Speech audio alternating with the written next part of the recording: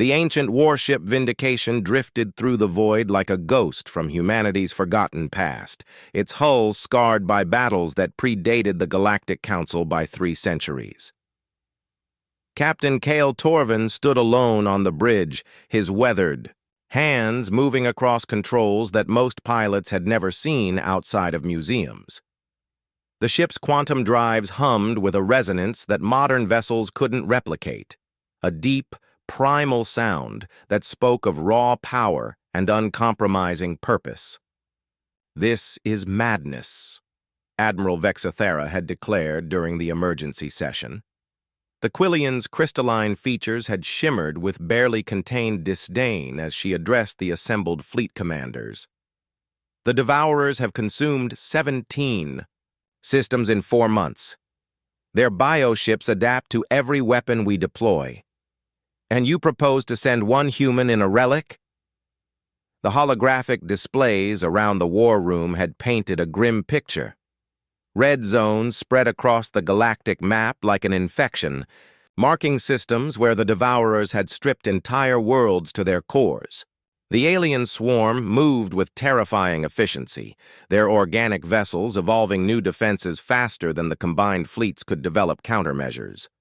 Captain Torvin had stood quietly in the corner, ignored by most of the assembled dignitaries.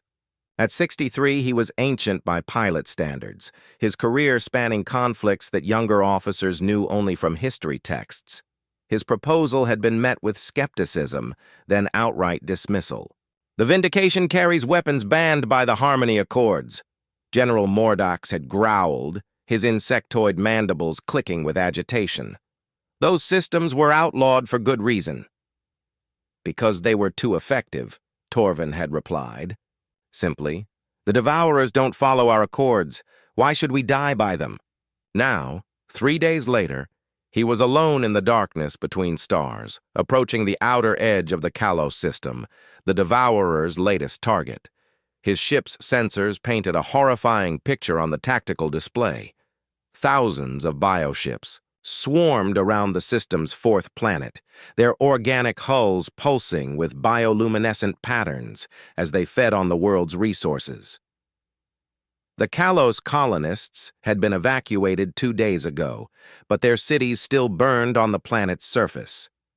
The Devourers didn't just consume resources, they seemed to take pleasure in destruction, in the complete obliteration of anything that suggested order or civilization. Torvin's fingers found the activation sequence for the Vindication's primary weapons system. The codes were older than most species membership in the Galactic Council, encrypted in algorithms that required biological authentication. His blood, his genetic signature, his neural patterns, all were keys to unleashing humanity's darkest legacy. "Computer, initiate pre-combat diagnostics on all offensive systems," he commanded. "Warning!" The ship's AI responded in a voice that carried the weight of centuries. "Activation of Archive-class weaponry requires authorization from Override Authorization, Torvin Alpha 779. Emergency protocols are in effect." The ship's lights dimmed as power flowed to systems that hadn't been active in 200 years. Deep in the Vindication's belly, containment fields stabilized around weapons that existed at the intersection of science and nightmare. Through the viewports, the Devourer swarm continued its work, oblivious to the lone ship watching from the darkness. They had grown complacent in their dominance, secure in the knowledge that no single vessel could threaten their massive fleets. They were about to learn why humanity had once been feared across the galaxy, and why some weapons were too terrible to use, until the alternative was extinction itself. The Vindication had been humanity's answer to the Vorthak hegemony, built during the darkest period of the Old War when entire star systems burned and civilizations fell like dominoes. Captain Torvin remembered the stories his grandfather had told him, tales of ships that could crack planets and weapons that rewrote the laws of physics within their targeting radius. "Incoming transmission from Devourer Bioship Cluster," the ship's AI announced. "Shall I translate?" "Put it through." The voice that filled the bridge was like the sound of digestion amplified 1,000-fold, wet, organic, hungry. When the translation came, it carried an alien satisfaction that made Torvin's skin crawl. Small thing that flies in darkness, you taste of metal and fear. Join the feast willingly, and your consumption will be swift. Torvin keyed the response. Channel. I have a counteroffer. Leave this system and I won't demonstrate why your predecessors developed a phobia of human ships. The reply came as a chorus of hunger laughter that seemed to vibrate through the hull itself. Human thing speaks of ghosts. Your species builds toys now. Harmless toys for a harmless people. The transmission cut off, and Torvin watched the tactical display as a dozen bioships detached from the main swarm. Each one was the size of a dreadnought, their organic hulls pulsing with the same rhythm as a heartbeat. Weapon ports opened along their flanks like hungry mouths, revealing rows of bioelectric cannons that could reduce a cruiser to its component atoms. They're not wrong, Torvin murmured to himself. We did become harmless. The Harmony Accords had been humanity's attempt to join the galactic community as equals, rather than conquerors. They had voluntarily dismantled their most devastating weapons, sealed away the technologies that had made them nightmare fuel for 36 species. The Vindication and her sister ships had been mothballed, their crews pensioned off, their arsenals locked behind codes that required approval from the Galactic Council to access. But the Council was 700 light-years away, and the Devourers were here now, bearing down on his position with the confidence of predators who had never encountered genuine resistance. Computer, unseal Archive Vault 7. Authorization, Torvin Alpha 779. Archive Vault 7 contains weapons classified as Extinction Class under the Harmony Accords. Usage will result in override ethical subroutines. Combat. Protocols are now active. The deck plates vibrated as massive mechanisms deep within the ship began to move. Systems that had slumbered for 2 centuries awakened with the hungry precision of a predator stretching after a long sleep. The Vindication's true nature began to emerge from behind layers of diplomatic restraint and self-imposed limitation.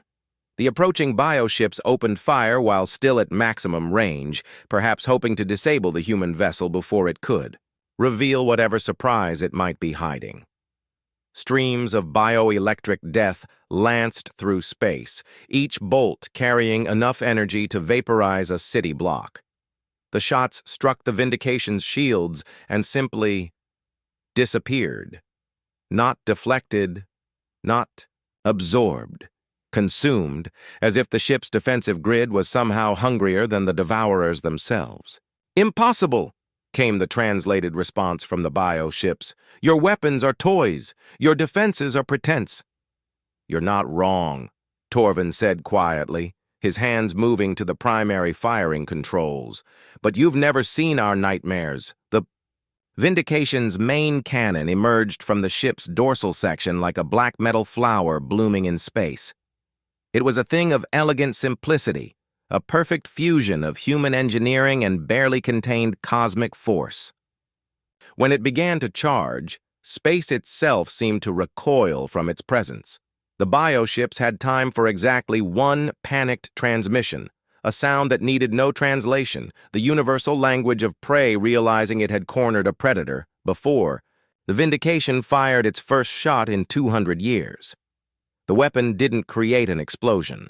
Instead, it created an absence, a perfectly spherical void where matter simply ceased to exist. 3 bioships vanished into that darkness without even the dignity of debris. In the sudden silence that followed, Captain Torvin smiled grimly and targeted the next cluster of Devourer vessels. Now you remember why they called us the Reaper Fleet. The Devourer swarm reacted to the destruction of their scouts with the fluid coordination that had made them the terror of 17 star systems. Bioships began peeling away from the planet's surface, their organic hulls rippling as they reconfigured for combat.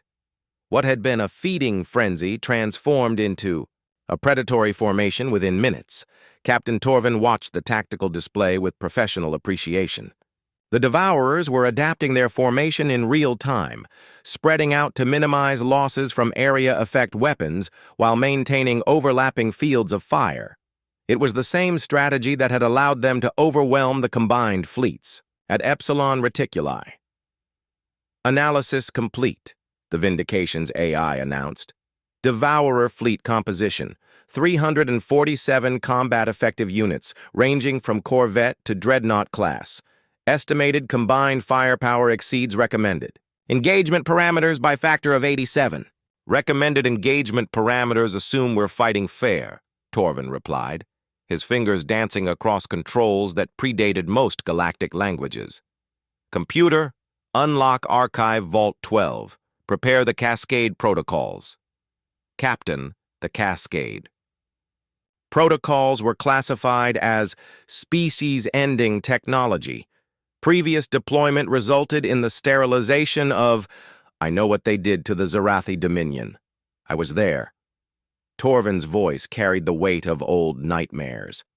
But the alternative is watching these things consume the galaxy world by world.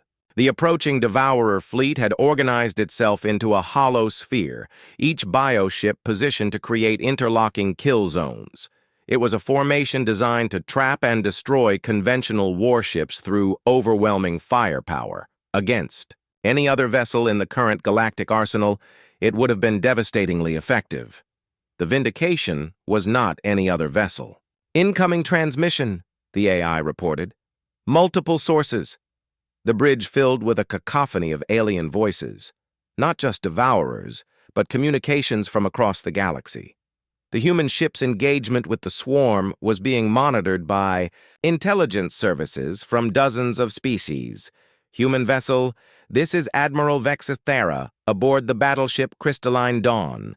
You are ordered to withdraw immediately. The Galactic Council will not sanction... Torvin cut the transmission without ceremony. The Council's opinion had become irrelevant the moment they chose to let systems burn rather than authorize effective countermeasures. The Devourer sphere was closing now, bioships coordinating their approach with mathematical precision. Their weapons were charging, organic capacitors pulsing with deadly bioluminescence. In 30 seconds, they would open fire with enough concentrated force to crack a moon. Archive Vault 12 unlocked, the AI announced with something approaching reluctance. Cascade protocols are online. The Vindication began to change. Hull plates retracted to reveal weapon ports that shouldn't have been able to fit within the ship's physical dimensions. The vessel's internal space folded in ways that violated several fundamental laws of physics, creating room for systems that existed partially outside normal space-time. Target acquisition complete, Torvin announced. To himself, watching as 347 red dots appeared on his tactical display. Fire. What emerged from the Vindication wasn't energy or matter. It was information. Pure, weaponized data that propagated through space at speeds that made light seem sluggish. The Cascade reached the first Devourer bioships and began its work. The organic vessels didn't explode or burn. Instead, they began to change. Their hulls rippled as genetic information rewrote itself according to new parameters. Bioelectric weapons dissolved into component proteins as their cellular structure forgot how to maintain coherence. In seconds, each ship became a cloud of basic organic compounds drifting through space. The effect cascaded through the swarm, jumping from ship to ship along their communication networks. The Devourer's greatest strength, their biological interconnectedness, became their fatal weakness as the weaponized information spread like a virus through their fleet. Within 5 minutes, 347 bioships had been reduced to stellar debris. The planet below, stripped of its Devourer infestation, began to show the first green patches of recovering ecosystem. In the silence that followed, Captain Torvin sat alone on his bridge, surrounded by the ghosts of humanity's most terrible achievements. The galaxy would remember this day, but not fondly. They would remember why some weapons were too dangerous to use and why humanity had once been feared across the stars. Incoming priority transmission from the Galactic Council, the AI announced. Torvin almost smiled. Let them wait. First, we're going to have a conversation with every species that thought humanity had forgotten how to fight. The emergency session of the Galactic Council convened within hours of the Kalos incident. Representatives from 43 species materializing as holograms around the ancient amphitheater on Nexus Prime. The chamber, designed to project unity and cooperation, now crackled with barely contained fear and outrage. Captain Torvin's image flickered into existence at the center of the circle, broadcast from the Vindication's bridge. He stood at attention, his weathered face impassive as waves of translated accusations washed over him in dozens of alien languages. "Genocide!" hissed the serpentine delegate, her scaled form writhing with agitation. 300,000 sentient beings destroyed in minutes. "War crimes beyond measure," added the crystalline Quillian representative.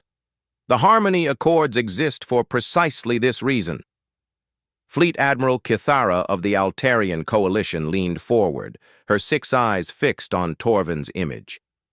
"Captain, you have violated 17 separate treaties and deployed weapons that were banned by unanimous consensus. The Council has no choice but to—" "To what?" Torvin interrupted, his voice cutting through the babble of alien outrage. "Court-martial me? Strip my rank? Execute me for war crimes?" He paused, letting the silence stretch. "While you debate justice, the Devourer hive ships are 3 days out from the Kepler colonies. 40 million souls who will die while you argue about the legality of their salvation."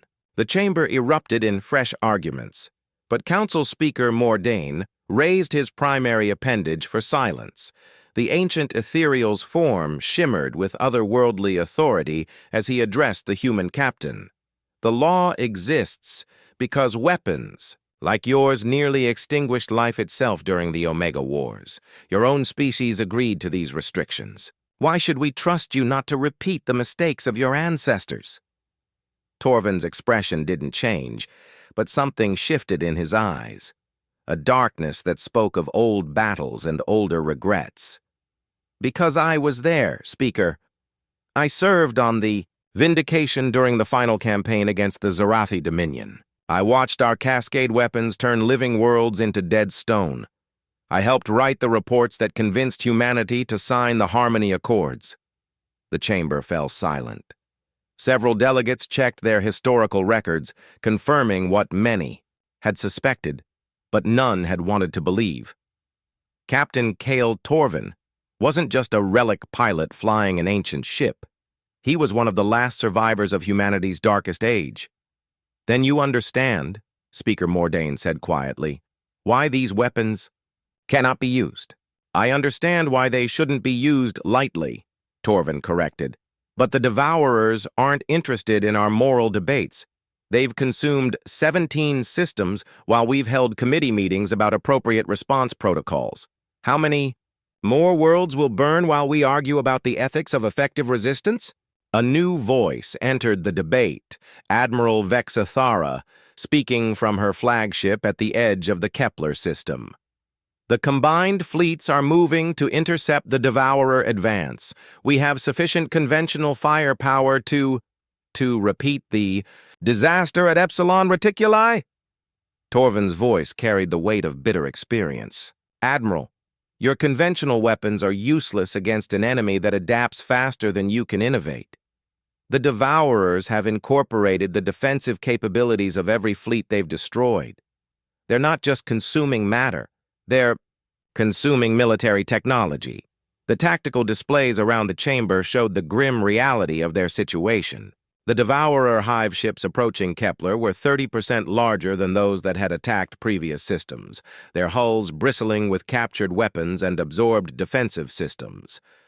"There must be another way," insisted the ethereal delegate. "Some solution that doesn't require unleashing humanity's ancient nightmares." Torvin was quiet for a long moment, his eyes focused on something beyond the camera's range. When he spoke again, his voice carried the exhaustion of a man who had carried impossible burdens for too long. 40 years ago, I swore an oath to protect the innocent, regardless of species or politics. The Harmony Accords were meant to ensure peace through restraint, but restraint only works when both sides choose it. He looked directly at the camera, his gaze seeming to pierce through each delegate's holographic presence. The Devourers have made their choice. Now we must make ours. The transmission ended, leaving the council chamber in stunned silence. In the tactical displays, the Vindication began moving toward the Kepler system, its ancient drives creating distortions in space-time itself. Speaker Mordain closed his eyes, feeling the weight of species-ending decisions. May the universe forgive us for what we're about to allow. The Kepler system burned on every spectrum as Captain Torvin brought the Vindication into sensor range. 3 Devourer hive ships, each the size of a small moon, orbited the colony worlds, like predatory satellites. Smaller biovessels swarmed between them, their organic hulls pulsing with the rhythm of a massive heart. The evacuation fleet, a desperate collection of passenger liners, cargo haulers, and anything else that could carry civilians, struggled to maintain formation as they fled toward the outer system. Behind them, the surface of Kepler Prime glowed with the fires of consumption as the Devourers stripped away atmosphere and ocean to feed their endless hunger. Distress call from evacuation vessel Meridian, the Vindication's AI reported. They're reporting structural failures, 30,000 colonists aboard. Torvin checked the tactical display. The Meridian was a converted ore hauler, never designed to carry passengers. Her overtaxed drives were failing, leaving her dead in space with a squadron of Devourer scouts closing in. Computer, prepare the Shepherd protocol. Captain, the Shepherd. Protocol requires simultaneous activation of multiple archive systems. The power drain will leave us vulnerable to... Do it. The Vindication transformed once again, her hull flowing like liquid metal as systems older than the Galactic Council came online. Weapon ports opened along impossible angles, creating geometric patterns that hurt to look at directly. The ship's very presence began to warp local space-time, creating pockets of accelerated time around key systems. The Devourer scouts reached the Meridian first, their bioelectric weapons beginning to charge. The passenger liner's shields flickered under the preliminary energy discharge, bulkheads groaning as the ship's structure prepared to fail. Then the Vindication fired. This time, the weapon wasn't pure destruction, it was selective erasure.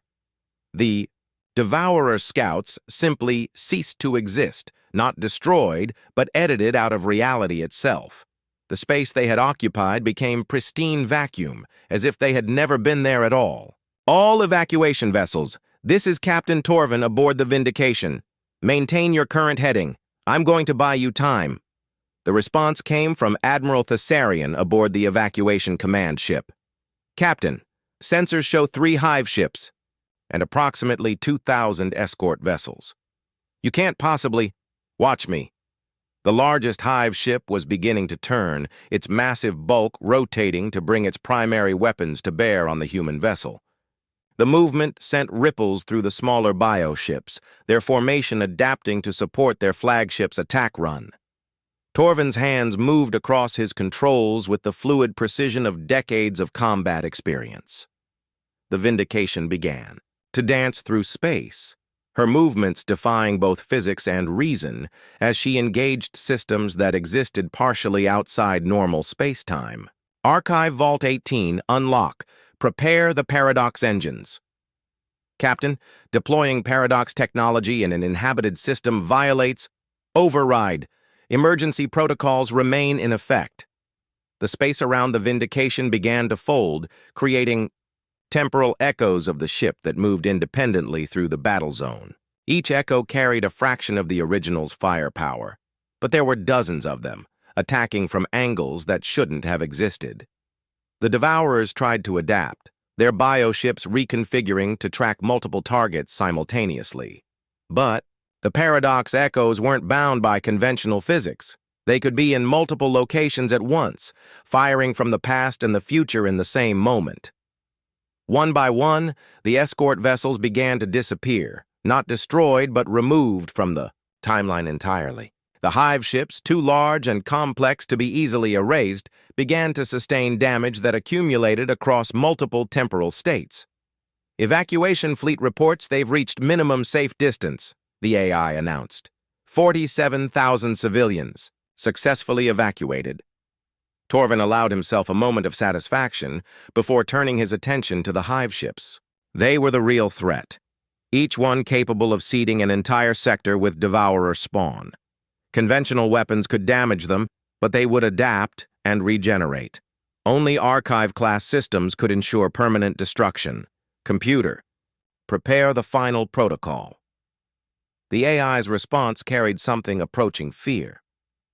Captain, the final protocol has never been tested on this scale. The cascade effects could propagate beyond the target system. Then we'd better make sure it doesn't come to that. The three hive ships were converging on the Vindication's position, their massive forms blotting out the stars. In their wake, the Kepler system was dying, its worlds reduced to smoking husks that would never again support life. Captain Torvin took a deep breath and reached for the controls that would either save the galaxy or damn it. Either way, the Devourers would learn why humanity's ancient warships had once been the stuff of nightmares. The three Devourer hive ships moved with the deliberate patience of predators who had never encountered anything capable of truly threatening them. Each was a bioengineered marvel of organic technology, their hulls pulsing with bioluminescent patterns that spoke of intelligence both alien and malevolent. As they closed on the Vindication, weapon ports dilated along their flanks like hungry, mouths preparing to feed. Captain Torvin stood alone on his bridge, surrounded by displays showing power readings that violated several laws of physics. The final protocol was drawing energy from sources that existed outside normal space-time, tapping into the zero-point field itself to power weapons that should never have been conceived. Incoming transmission from Hive Ship Primary, the AI announced. The voice that filled the bridge was different from the earlier Devourer communications. Older, more complex, carrying harmonics that suggested vast intelligence and immeasurable hunger. Human weapon wielder, your ship carries the taste of the old dark. We remember your kind from the deep-feeding times. Torvin keyed the response channel. Then you remember why your predecessors learned to avoid human space. We remember. But we also remember that your weapon makers grew soft, chose limitation over power. Your kind breeds peace now, not war. Peace, Torvin said quietly, requires the capacity for war. The transmission cut off as the hive ships opened fire. Their weapons weren't the simple bioelectric discharges of their smaller cousins. These were reality distortion fields that could unravel matter at the quantum level. The beams struck the Vindication's shields and began to eat through layers of protective energy like acid through paper. Shield integrity down to 60%, the AI reported. Paradox engines are compensating, but the drain is exceeding safe parameters. There are no safe parameters, Torvin replied, his hands moving. To the final protocol activation sequence. Computer, begin countdown sequence. Authorization Torvin Omega-1. Final protocol countdown initiated. Time to activation, 60 seconds. Captain, I must advise that deployment of Archive Vault 1 has a 97% probability of... I know the odds. Torvin's voice was steady despite the ship shaking around him as more Devourer weapons found their mark. Patch me through to the evacuation fleet. Admiral Thessarian's face appeared on the communication screen, her expression grim. Captain, our long-range sensors are detecting massive energy buildups. What are you planning? Something that should have been done 200 years ago, Torvin replied. Admiral, I need you to ensure that every ship in the evacuation fleet activates their emergency jump drives in exactly 45 seconds. No delays, no questions. Captain, our jump drives need time to charge. We can't. You have to. What? I'm about to do. The effect won't be contained to this system if there are any massive objects within the resonance field. Understanding dawned in the Admiral's eyes. Dear gods. You're using Archive Vault 1.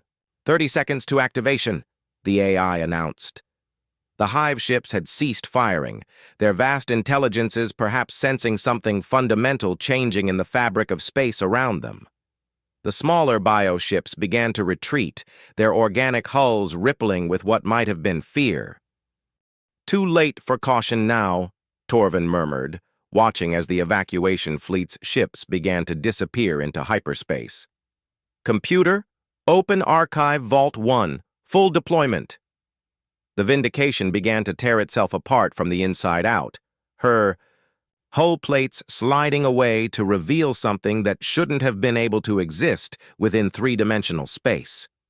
The weapon that emerged wasn't built. It was grown, cultivated from the intersection of science and cosmic horror, Archive Vault.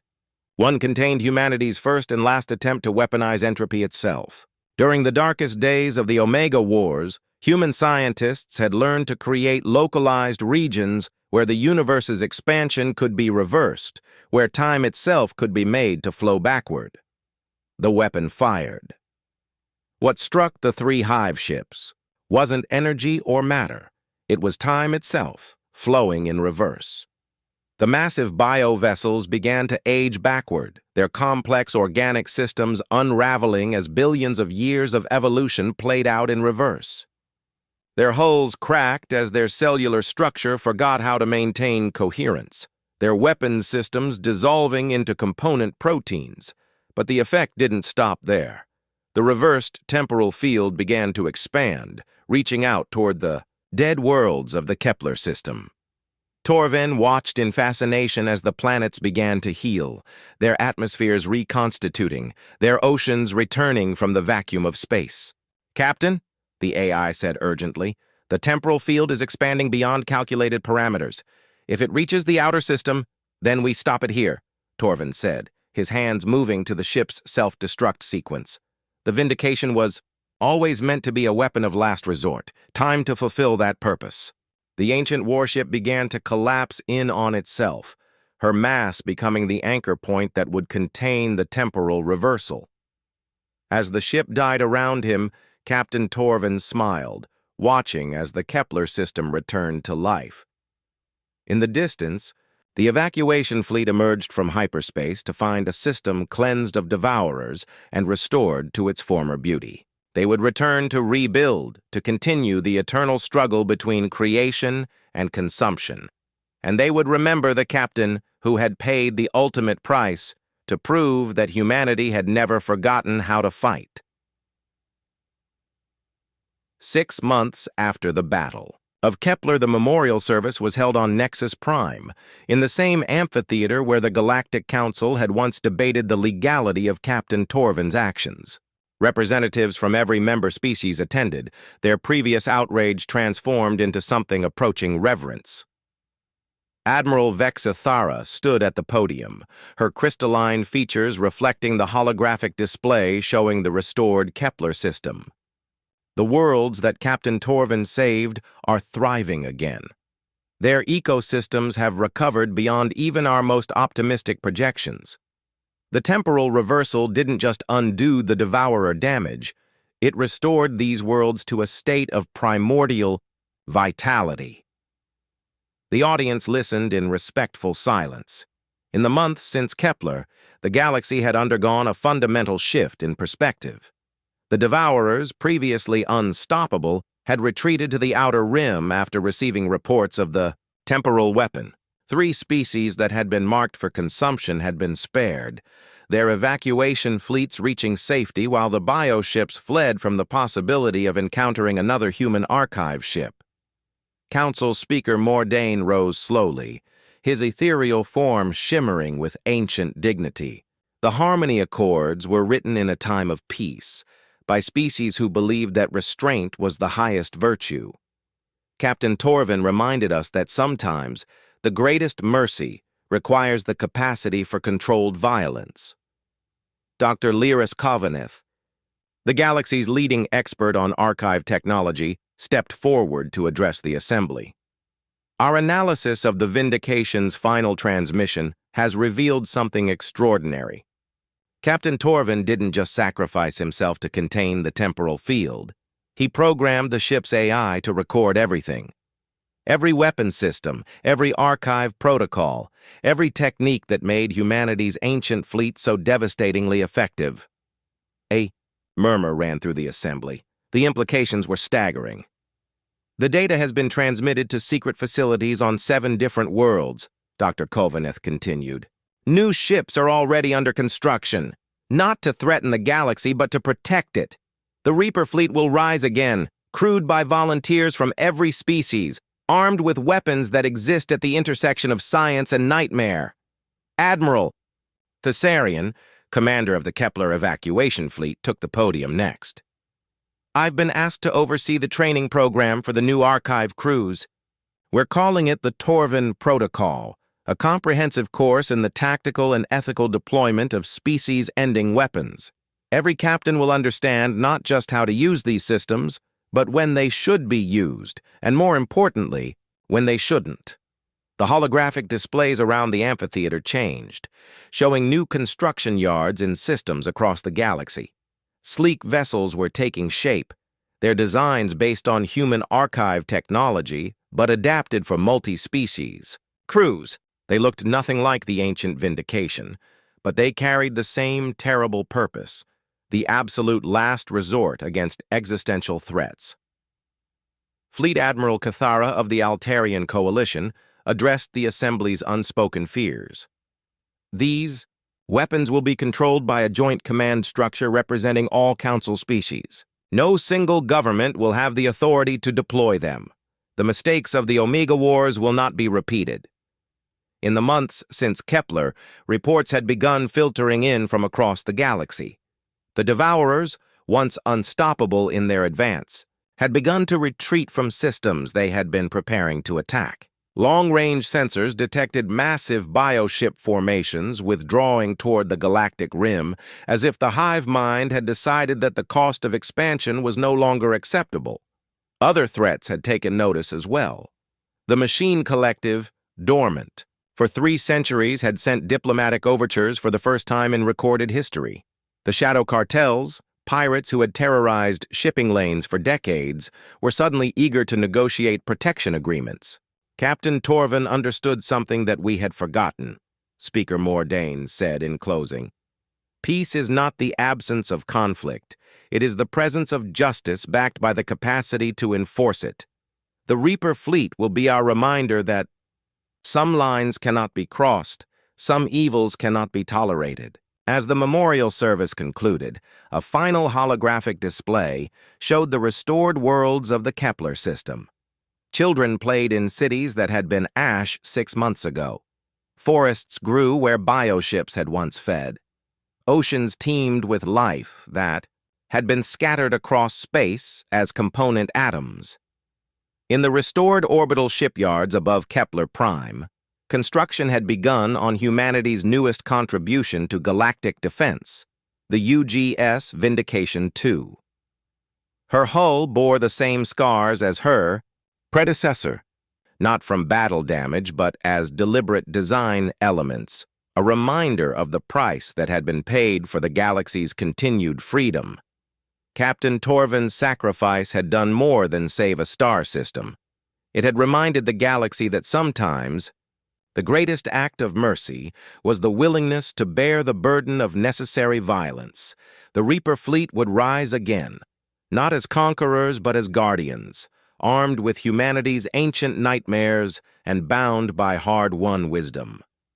In the darkness, between stars, new threats were already stirring, drawn by the galaxy's wealth and apparent weakness. They would learn, as the Devourers had learned, that mercy and weakness were not the same thing.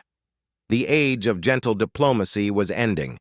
The age of justified force had begun, and humanity, once again, would stand as the galaxy's dark guardians, wielding weapons too terrible to use, until the alternative was extinction itself.